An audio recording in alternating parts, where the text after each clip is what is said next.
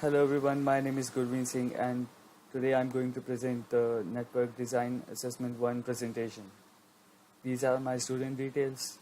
So let's move on to the business goals of the organization.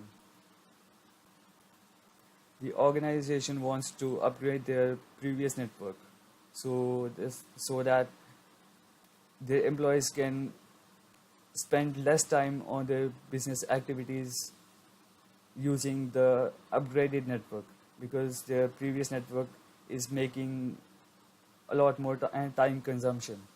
They want to give accessibility features to their employees, like they want a shared printer between departments so each person can give the print command from the PCs and the person can get the print from the printer in their department. They want efficient communications within the departments in the parameter office. So they want to deploy voice over VoIP internet communications. They are going to have IP phones in their network, so each department can contact the other department. They want to provide better support to their customers, so maybe if the customer comes into their parameter office, they want to connect to the Wi-Fi. They can have guest Wi-Fi functionality, and other supports like the customer supports. They have better network, so they can access their records and they can better assist their customers in their queries.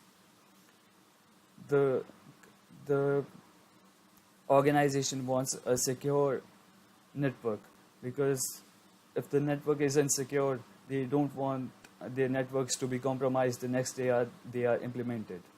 So security is a must-have. They want a resilient network because they don't want, in case of a link failure, they want the convergence time of their network to be as low as possible. They also need to give wireless connectivity throughout their parameter office because in their previous network they don't have the wireless connectivity functionality. They also have many CDCs, which are collection and delivery centers.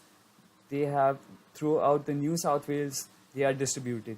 And the organization wants to connect the CDCs to the parameter office because the servers, the application servers, the database servers are in the parameter office, and the company wants the CDCs to connect to the parameter office to retrieve information from the servers. So let's move on to the technical goals. As per the technical goals are, the company doesn't want to scale the number of employees in the parameter office, but there is a possibility that the number of CDCs can go higher. So we might require more CDCs in the future, and if the number of CDCs grow, there shouldn't be any problem in accommodating the higher number of CDCs. The company wants a network which is highly available. Maybe 97% of availability is better for them. So they want higher bandwidth to accommodate their network applications. They want quality of service in their voice communications because they don't want their voice communications to be having latency, or they don't want delays. They want better performance and security as discussed in the business goals, but this is connected to the network. This is connected to the network security. They need a secure network. And in network adaptability, they need a network which is adaptable to the future technology. If they like try to add a new device in the future, it's compatible with the old network infrastructure. They want better performance and they don't care about the cost as much as performance. Okay, so now about the logical diagram. So the logical diagram is separated into two networks. This is the first network, this is the DMZ zone, and this is the enterprise network. We have two routers. The router 1 especially connects to the DMZ zone, We have all the servers which are required by the CDCs. The CDCs are connected to the parameter office using the site-to-site VPN. So they can securely connect to the internet, and the internet connects them to the servers in the parameter office. And the router 2 is, they have redundant connections, and they this connection also has a firewall, this one also has a firewall, so no unauthorized traffic can pass through the firewalls. These routers are connected to a layer 3 switch because a layer 3 switch has more number of ports than a router, and the layer 3 switch is connected to 3 switches. These 3 switches are given to a couple of departments each, so they can, like the switch 1 is given to the customer service department. They have a number of PCs connected to it, and these are the access switches, so they give access to the network to the lower end devices. The IP phones are there in the network, so they can contact the persons on the other IP phone so they can communicate with the other departments. The network also has the wireless access points. There are 3 access points, and there is a wireless LAN controller.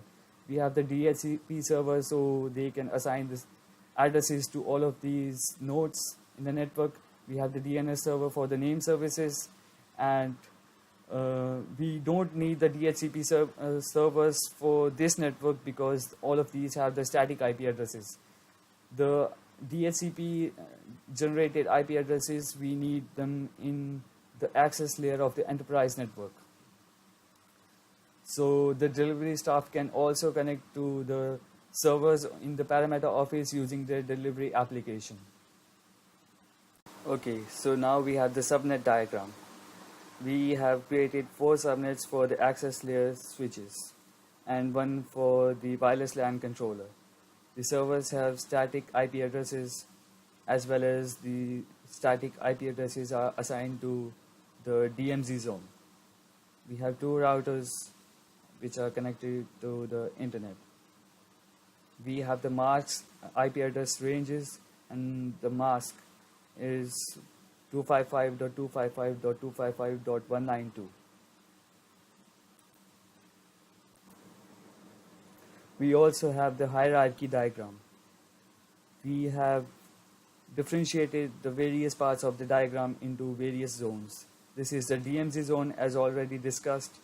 We have the access layer switches, the access layer, the distribution layer, and the core layer, which is directly connected to the internet. We have the CDC network as per the requirements. We have a router which is connected to a PC, and we have a Wi-Fi connection. As per the requirements, there is one manager at the CDC who requires the internet connection. Okay, so now we have to discuss the routing and switching protocol used in the logical diagram. So the first one is EIGRP. So the EIGRP is Extended Interior Gateway Routing Protocol. It is used for sharing the routes between the 2 routers. We can share, the routers are connected to different networks, and they have the routes for each node on the router. As far as this router, this one is also connected to the entire network, so it also knows the various paths inside this network. So these 2 routers can share routes, and because we just have only few of the routers, so they can share routes with each others. There is not much complexity involved with EIGRP in this case, so it was a much better routing protocol to be used in this logical diagram. The next, we have the spanning tree protocol. So as per this diagram, we can see that we have various switches which are forming a loop. So we don't want these loops to have broadcast storms inside the network. So what the spanning tree protocol does is, if the protocol identifies that there is a loop formation, it automatically blocks one of the ports for each switch so that no loops are formed, and it works like a tree with no branches interconnected. Okay, so let's now discuss the security mechanisms used. We have two firewalls which can block unauthorized traffic inside the networks. We have the demilitarized zone inside the logical diagram, which won't prevent any unauthorized traffic. And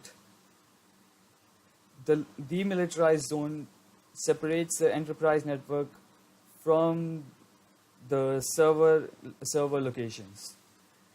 We use HTTPS for the browsing, for accessing the web servers on the DMZ, so that the web traffic is secured. We use the NAT, which is network address translation. It is used to prevent the IP addresses in the network to get out to other people. They won't know the IP addresses inside the network because the private IP addresses are separated from the public IP addresses. The NAT does the conversion.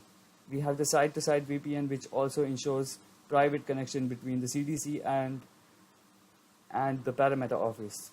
We use the wireless encryption, which means that the wireless access points require the WPA2 encryption key. So everyone who requires to log in on the wireless access points, they need a password to log in, like these phones and this laptop. And the port security. This is the most important because each node which is linked to the switch, they have their MAC addresses assigned to the same port. If the MAC addresses are detected to be changed, the port will not work anymore, which means that no one can change this PC and can connect this port to any other device. The port will not work. There are three modes which are shutdown, and we will use shutdown in this case. Okay, so that's the end of our video. Thank you.